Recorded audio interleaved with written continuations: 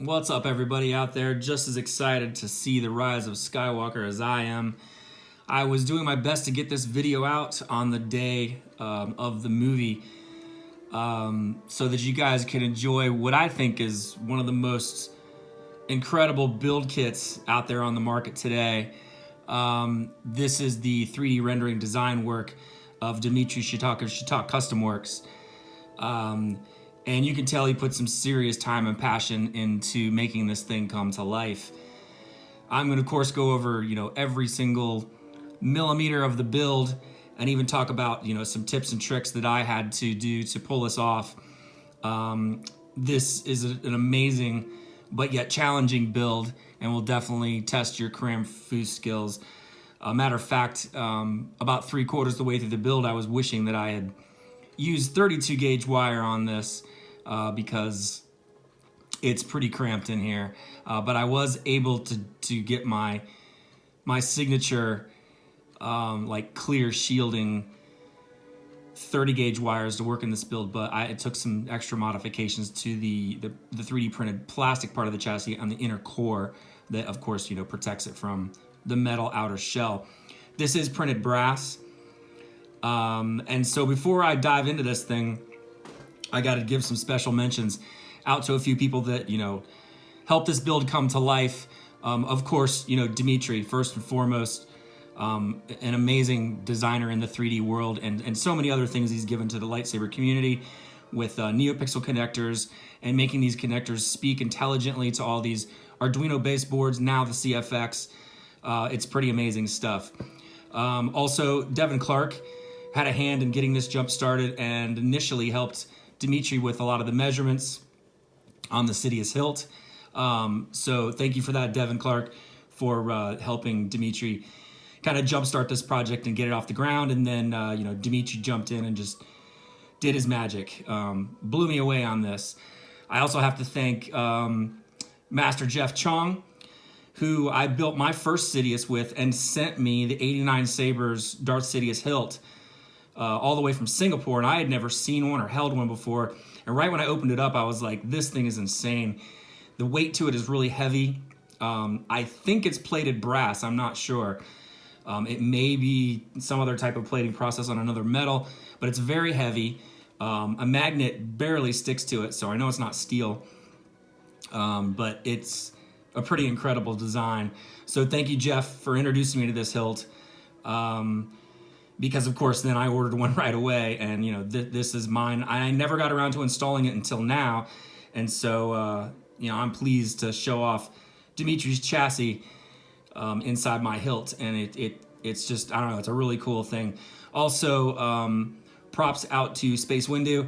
He gave me some good advice on how to build the 7/8" blade for this. This did come with both emitters. I'll show you.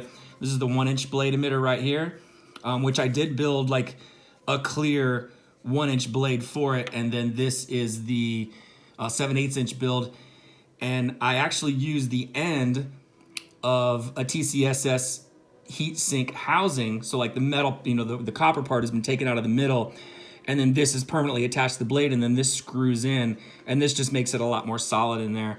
But Space helped me out with what type of strips to use. He gave me some good advice on the skinny strips, and I'm super happy with the way this blade came out, and I'll show it later on in the blade demo, after I reconfigure the camera and everything to show it up.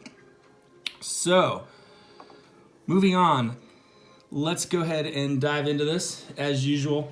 Now, one of the things I wanted to show off first is, of course, now so many of these chassis are coming out with accommodations for Dmitry's Force Sync app. This is no exception.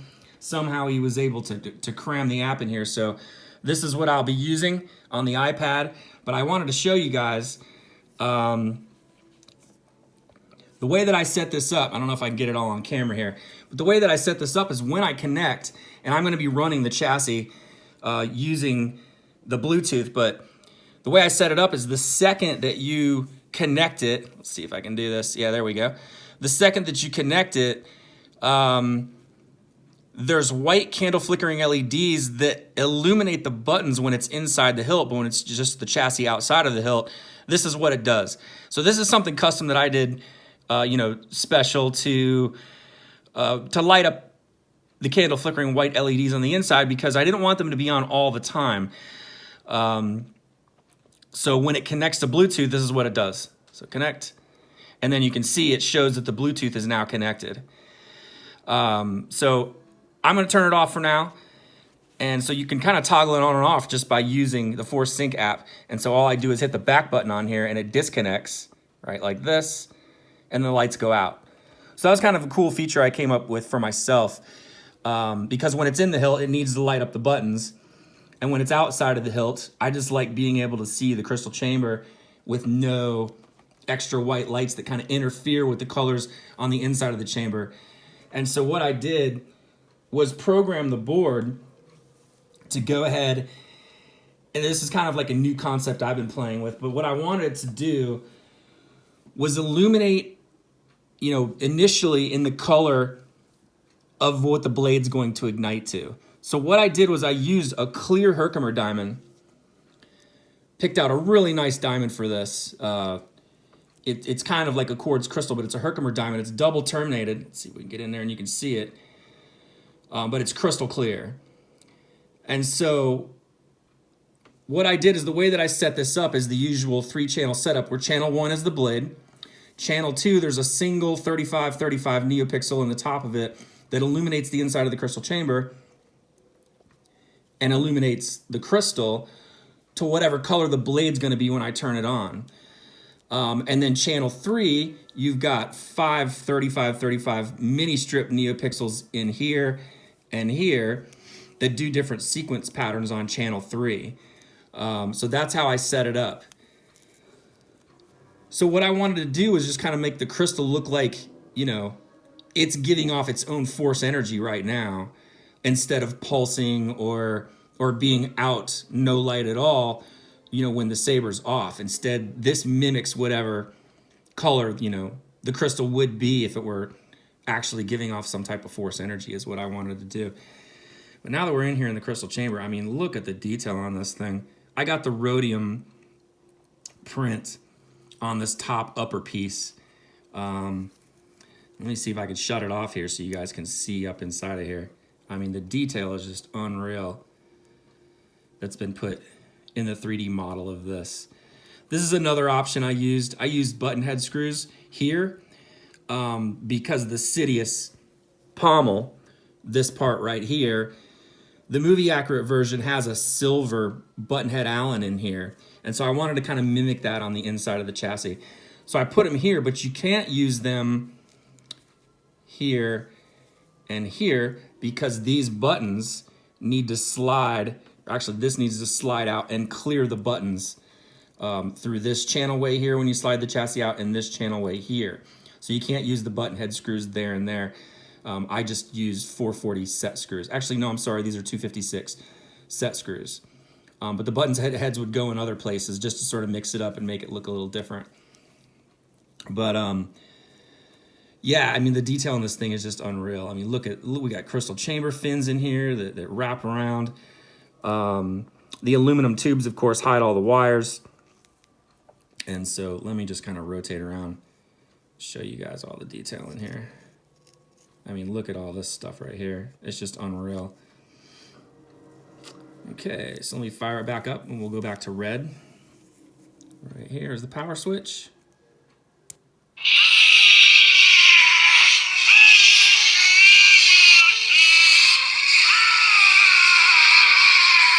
And so that's the boot up on the blade power level indicator.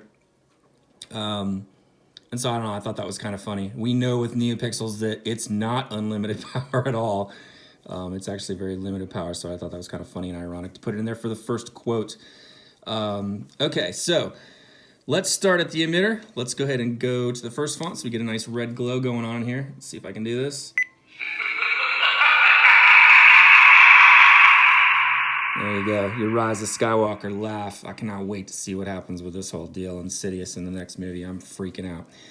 All right, so in the emitter, of course, Dimitri's long pin NeoPixel blade adapter connector with the frosted insert in here, which makes it you know, kind of glow. You don't so much see like the outline of the pixels. Let me fire it up for you here so you guys can see it.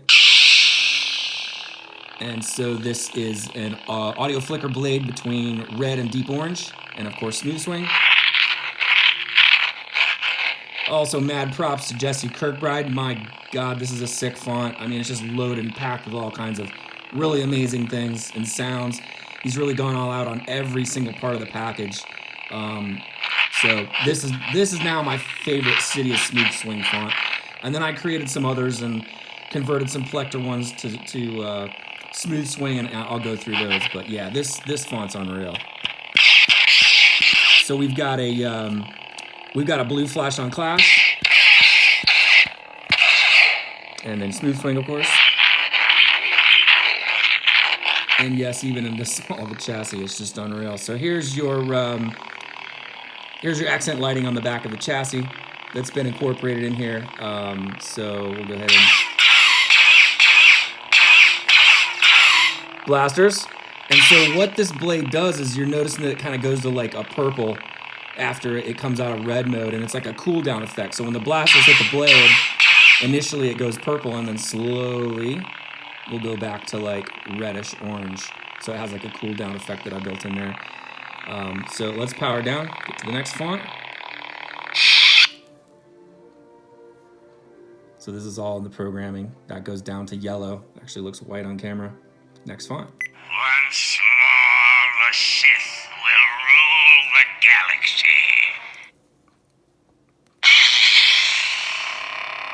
Another one I customized.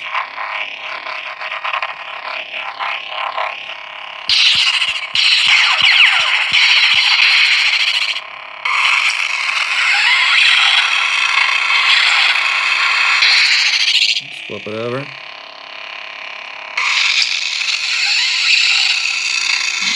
See up in this crystal chamber.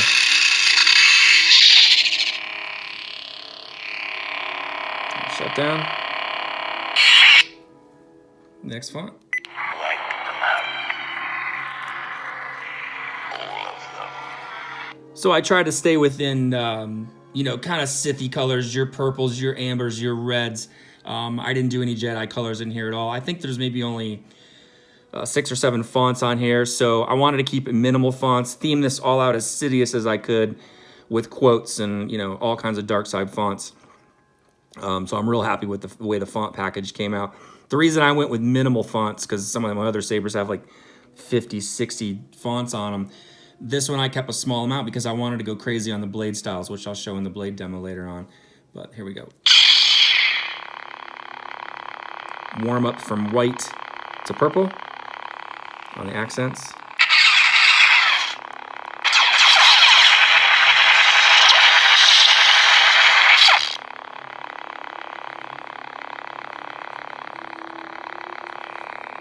Get in there.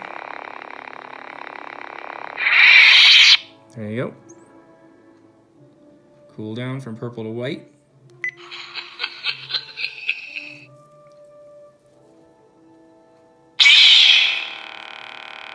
So it's pretty unlimited what you can do with these accent strips on either side of the chassis.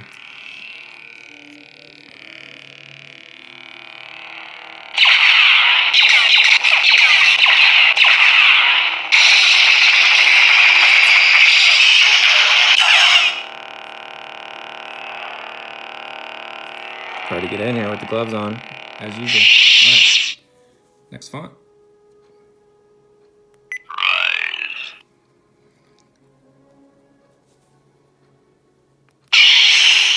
This thing is so small, it's super hard to get to the buttons.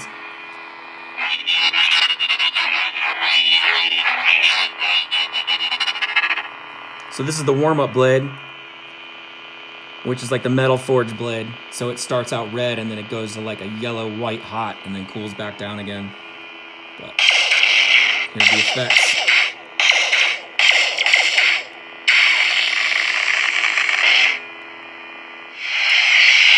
Then you can see it cool back down.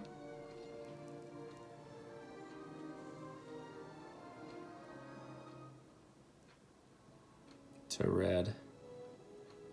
And then eventually it'll completely go out. Such a cool blade. pretty much feels like anything's possible with NeoPixel nowadays. And there it goes. Sweet. All right, next. It's treason,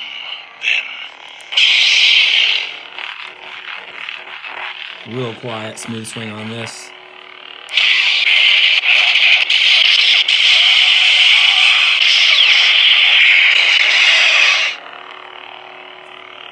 And next. Sidious No Mercy.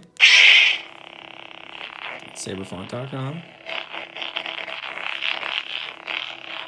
It's been converted. I converted it.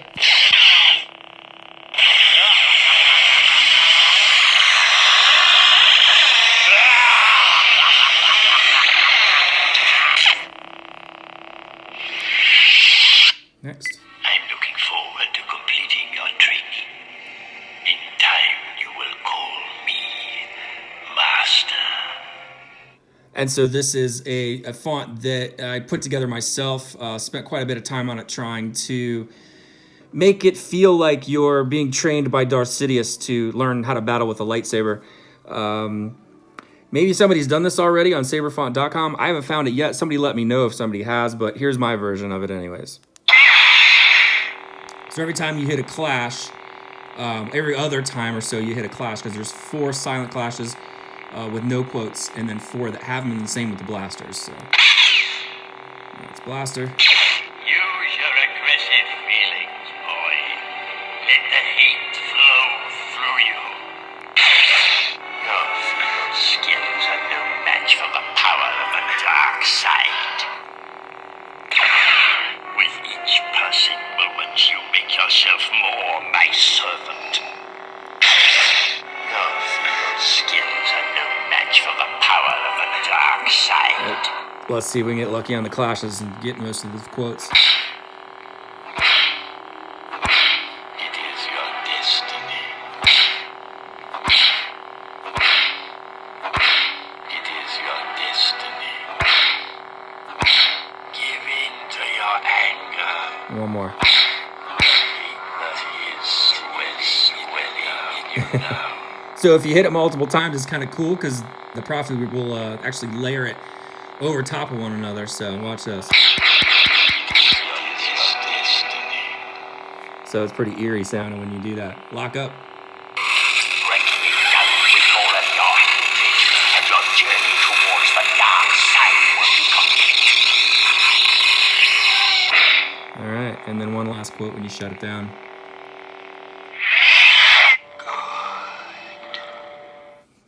And then back to battery level indicator.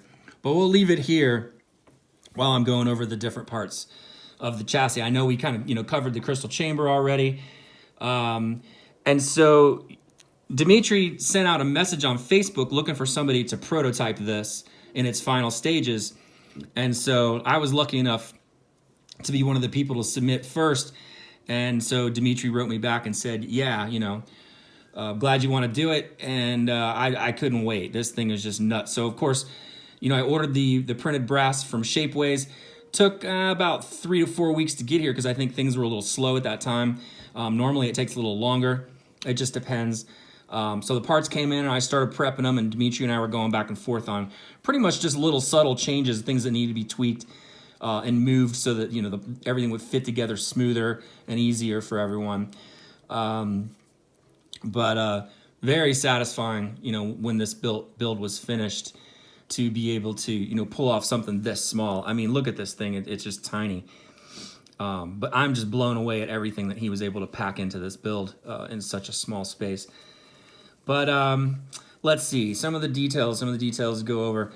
This right here was one of the trickier parts. And the plastic part of the chassis kind of comes up through here and has like little grips that grip onto, whatever you select for yourself. You can use a brass rod in here. I wouldn't suggest aluminum because it's a little soft, so I would use brass. And what this is a welding rod. So it's actually a steel rod that's coated with a layer of copper because they use it in electric welding. So it looks copper on the outside, but it's a very rigid, kind of strong type of thing that will snap into these little plastic holders and holds this cover on. I did want to show you how I pulled off this whole speaker pommel type of thing. Now in Dimitri's kit, he actually has a 3D printed file where you can print out a plastic piece that will slide over top of the speaker holder or the pommel and show you where to drill holes and notch out things like for the USB port is in the way. Normally here in this position you have to make like a half moon, and then you can drill some holes and permanently attach this to the chassis. I decided I didn't want to do that because I wanted to be able to easily gain access to the SD card and the USB port. And so instead of putting like a lot of time and effort into machining this with the holes and the half cutout on the recharge port, I kind of like decided to do some other custom type stuff for myself. And this is what I came up with. So when I slide this off, you'll see, I want to show you guys from the side. Here's your speaker ring right here that this glues into, and then this design right here that Dimitri came up with is brilliant with the mini pin design. You can get these on eBay. Let me know if you guys are looking for these, and I'll send you the link. But like this speaker just unplugs, and so it's just a pin system that plugs into the back of this, and this is a 3D printed ring that you get from Shapeways. I actually broke this a couple of times trying to get it all to work and fit and stuff because it's a pretty fragile piece. You have to be really gentle with it. But the good thing about it is it does, if you break it, it does react well to like the Gorilla Glue using a brush. So if you get cracks and stuff, just kind of put tape around the outside of it temporarily and then brush on the inside, and it'll bring it back to life. It fuses the plastic back together. This is a 23 millimeter Railmaster that I dremeled down to a circle. It takes quite a bit of work, but this is one tough speaker. It's an 8 ohm, which I like because then you can crank the Profi all the way up to 3,000. This was kind of a unique speaker when I tested it on the ohm meter. Instead of being 8 ohms like it said it was 12 ohms on the meter. I'm not sure why. Like some people would think, well, I got a defective one. But I actually like that it was a higher impedance because I can turn this all the way up to 3,000. It's crazy loud, and I never have to worry about it blowing the speaker because it does have that 12 ohms of resistance. But you should be okay with the 8 ohm. That allows you to turn up the Profi even more. So there's the speaker module. Now what I did to fit the pommel on without having to drill it or cut anything is I took the recharge port, and you can see it from the side. I actually took a Dremel cutting wheel and cut this down flush from here. Now I didn't do it with it on the chassis. I had it off the chassis and held it in pliers and then like shaved this down to where the pommel could slide smoothly over top, just like that. So then to charge it, I just pull it off and plug in the recharge port. These are the holes that you can drill into the pommel and then put set screws through here to make it more of a permanent part of the chassis. And then when you flip it upside down, here's your SD card access right here. But the trick that I used to make all of this happen was I used a Profi 2.2 on this. And Dimitri's kit, when I bought all like the little plastic tray that the Profi fits inside of, it's for the 1.5. But what I did was I went in and took a razor blade and shaved 1/8 of an inch off the front of the tray, which slid the Profi this direction, this way, about 1/8 of an inch, which brought this USB interface port, closer to up under this cover. And then under the cover, there's a notch there too that this rod used to go through, and I shaved all that off. And then if you can see, I actually took a Dremel wheel and shaved the top lip off of the USB port. So if this is something you guys want to do as an option, that's how I did it. But I had to use the Profi 2.2. And I remember when Frederick said that he was going to move this SD card tray backwards by a few millimeters. I don't remember how much it was. We were all kind of bummed about that because it was going to make the card overall longer. But what's ironic is in this build in particular, it turned out to be a blessing because now that SD card tray is slid this way and I slid the card this way in the build, the SD card tray no longer gets in the way of the bottom of the battery. I don't think you can pull this off, what I've done here with the Profi 1.5. Maybe. Somebody let me know if you can. But there it is, the modification I did for myself. I haven't glued anything down in here, not the tray, so if I pop this top off, I'm not going to do it. But if I pop this top off and you see what's under the hood here, I like having access to everything still underneath, just in case, instead of using any glue or anything. So I can take this off. I can lift up the card still and, you know, do anything I need to in this build and get to it, no problem. Now you'll notice that it's all shiny in here underneath this cover. What this is the SD safe, the static like chrome packages that the circuit boards and stuff come with. I cut that out and used a razor blade to perfectly cut out this to the outside edge of this as an extra layer of keeping, you know, the brass from shorting out on the top of the card right here, and then also on the neopixels in here. The 5 pixel neopixels per side have little resistors on them. So that is what I use to isolate the brass from touching any of the electronics and shorting anything out on side of this. I also use another trick, clear fingernail polish. I put that on top of all the contacts when I'm done on both sides of the Profi, and then I also do it on the neopixel strips and wrap the neopixel strips in clear tape. So there's triple protection inside this build for any of this stuff to short out. So there's some tips on that. Now, as far as the battery goes, this was one of the trickier parts in the build. What was happening was I was buying the 15 amp 18650s from TCSS that are the black shrink wrapped batteries. And I was noticing that when I would go to slide this into the hilt with the battery in, this is such a tight tolerance that the top of this battery literally, you know, is pushed up against the top of the inside of the hilt.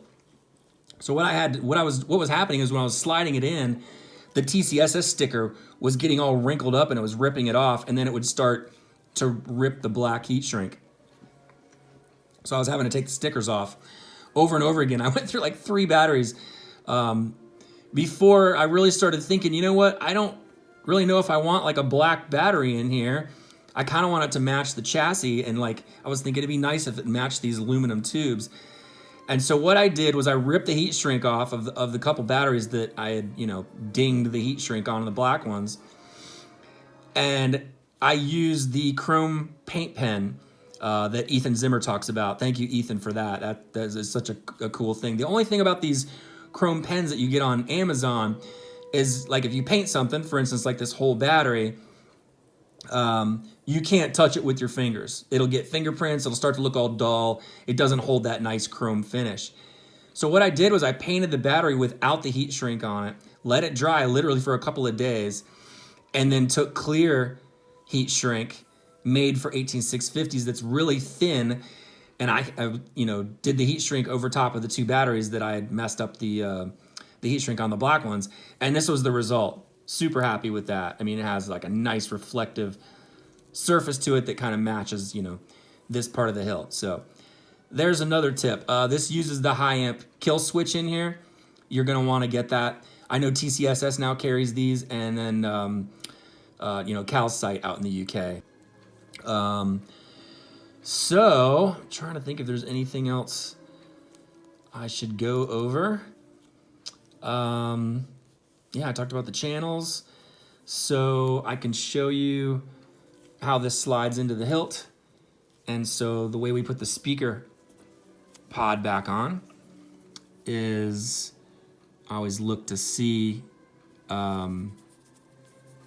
doesn't really matter if you do, you know, plus or minus, but I'm trying to do it off camera here. So it goes into the holes, and so you just kind of plug it in.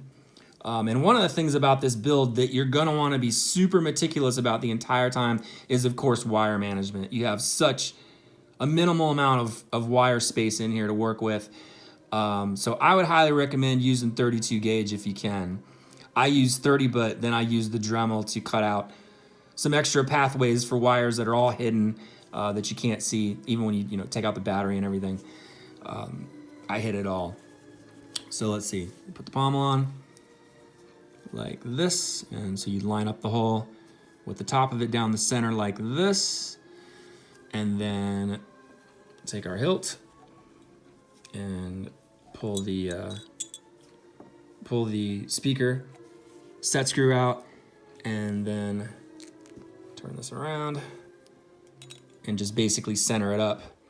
And you can actually see the copper rod kind of go through where the hole is on the back of the pommel. So you're gonna slide it in here.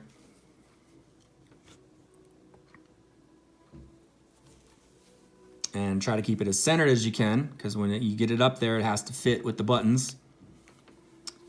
And we'll screw this in. The speaker pod retention screw. Here we go.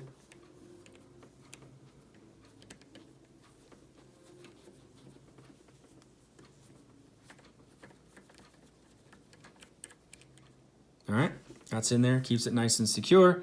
And then here we go, blade ignition. And then this is the decorative emitter right here.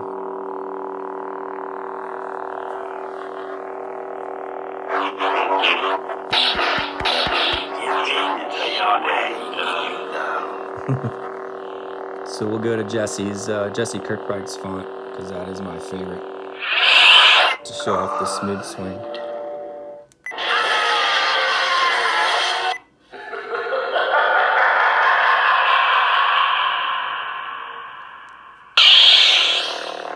Such a cool font. Growly.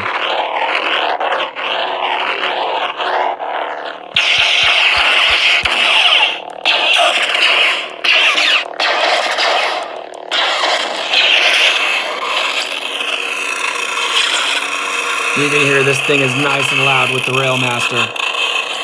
I did try a couple of the other flatter speakers in this size and just was not happy with the bass, so very happy with this.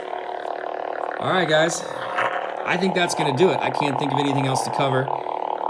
If you guys have any questions on this build, you let me know. Contact me through YouTube or Facebook, and I'll answer any questions you guys have. Thank you again to Dimitri for giving me the opportunity to prototype this. This is another first in the world that's completed. That makes me very happy as usual. And yeah, off to see Star Wars tomorrow at 3:30 p.m. I can hardly stand it. So you guys take care, and I'll be back with the blade demo right after this. All right, chat soon. All right, so here we are back with the blade demo, showing off all of the blade styles. I hand program and or use the blade configuration software, and there's even a program out there that you can use that will help you configure things like localized lockup, force lightning, things like that, and I'll put the link in the description of the video so you guys can go check that out. And so I use kind of a combination between those two to program the blade styles, and then went in and hand tweaked some of the colors, which I'll show you when we go through all the different blade styles. So here we go. I got the iPad in view. I'm using Dimitri's Force Sync app, of course. And you can see that the buttons are illuminated on the hilt right now, which means that the Bluetooth is connected. Those lights will go out once the Bluetooth disconnects. But right now it's connected, so they're flickering with the white candle flickering LEDs on the inside of the hilt. And so we're showing that we are using a fully powered battery, so we're good to go. And let's go ahead and go to font number 1, because the last font is the battery level indicator on the blade. So here we go, font 1. And a tribute to The Rise of Skywalker, of course.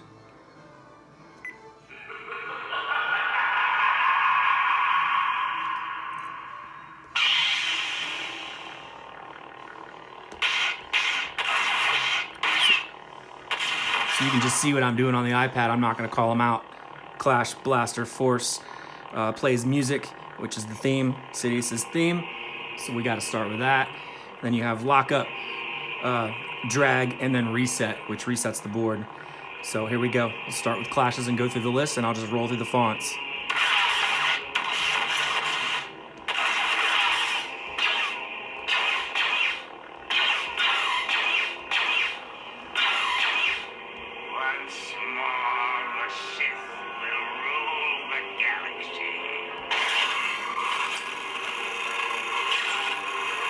Blue lightning, force lightning with a red blade, and tip drag. Not sure if you can see that on camera, but it's like an orangish. All right. Shut the music off. Next font. Once more, the Sith will rule the galaxy. This is like an energy blade. I think it's kind of like the Back to the Future blade, but it's the red and orange combination for Sidious. White flash. White flash.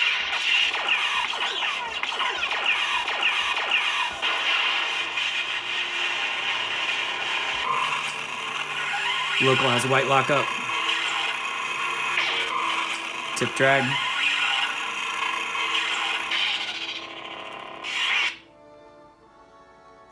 Wipe them out. All of them. Now this is one I hand programmed to went in and tweak the colors. I kind of call it like the pull between the light side and the dark side. So it's like a purple blade. Your clashes, blasters, blue blasters on a purple blade. And then the lockup, I went in and you notice it's a localized lockup, but between red and blue. And tip drag. All right, next.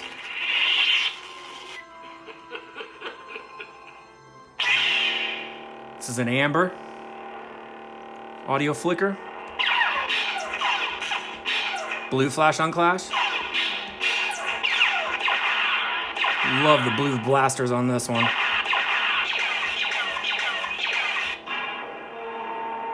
Force sounds, lockup. Blue force lightning. And tip drag.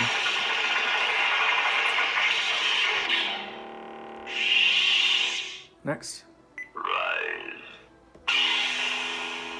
Now this is like the Metal Forge blade. I had to do it in the Sidious. It doesn't really do any of the clash or blaster effects except on the inside of the hilt.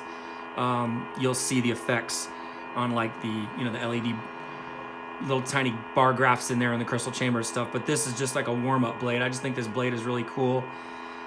It starts off kind of, you know, it warms up to like almost like a yellow white hot at the end, and then when you shut it down, it'll make the sound, so.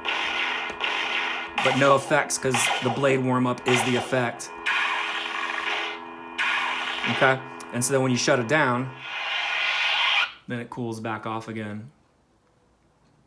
So yeah, just a super cool blade. Just shows you that anything's possible with you know, the new NeoPixel boards, and eventually it'll fade out to black.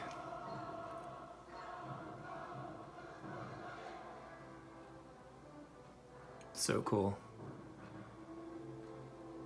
And it's out. Next. Are you threatening me, Master Jedi? So this is the customized fire blade that retracts the proper direction. Here's the clashes. Blaster.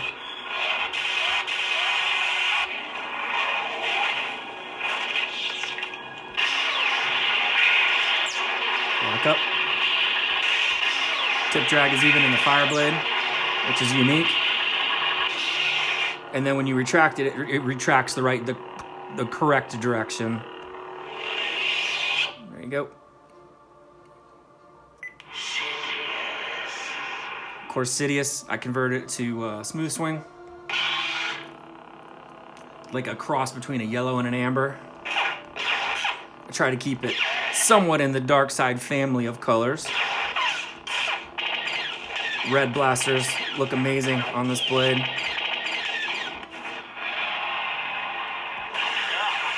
Red localized lockup.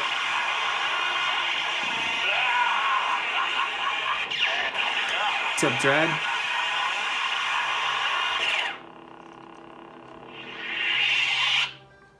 I'm looking forward to completing your training.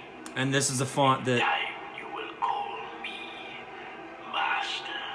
this is a font that I went in and completely customized it and made it so that, and I don't know if anybody's done this before on saberfont.com. I haven't been able to find one yet, but it's probably out there. Seems like an idea somebody would do, but I just went ahead and did it myself.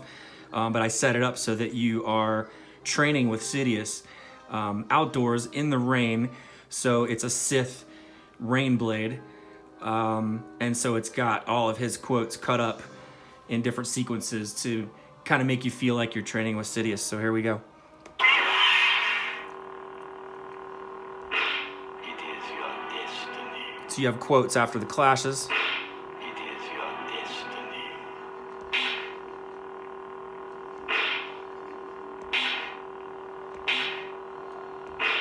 It is your destiny.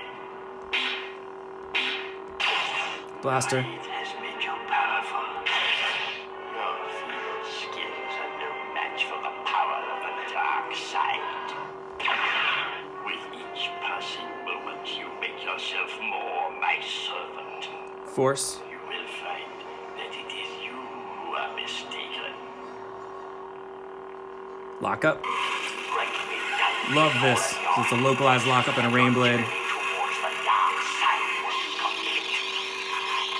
Tip drag. Break me down with all of your hatred, and your journey towards the dark side will be complete.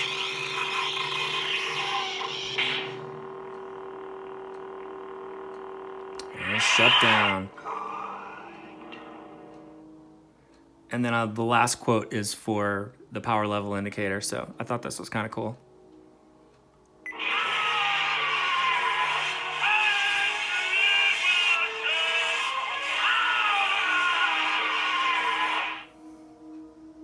So that's pretty much it, guys. We'll go back to the beginning. Hope everyone enjoyed the movie. Thanks again for tuning in and watching this very special edition on my Jedi Arms Dealer channel. Everyone take care, and may the Force be with you.